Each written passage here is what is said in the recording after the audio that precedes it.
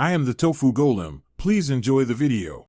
In this video, I will explain how to make Alfredo sauce spaghetti. To start, you'll need a few key ingredients.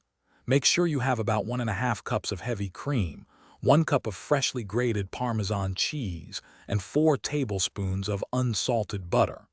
Don't forget your spaghetti and have 2 cloves of minced garlic ready. These fresh components are crucial for a truly delicious sauce.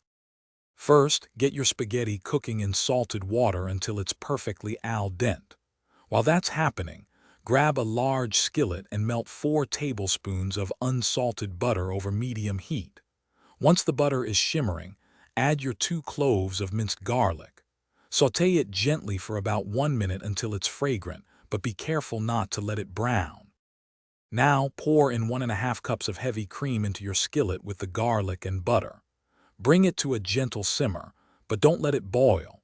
Reduce the heat to low, then gradually whisk in 1 cup of freshly grated Parmesan cheese until the sauce is smooth and creamy. Finish by seasoning with salt and freshly ground black pepper to your liking. Once your sauce is perfectly creamy, drain your al dente spaghetti and add it directly to the skillet. Toss everything together gently, ensuring every strand is coated in that rich, delicious Alfredo sauce. Serve immediately, garnished with fresh chopped parsley and a sprinkle of extra Parmesan cheese. For more great deals, including the Echo Dot smart speaker, check the link in the description below. Enjoy your homemade Alfredo. Thanks for watching. Consider subscribing if we helped you today.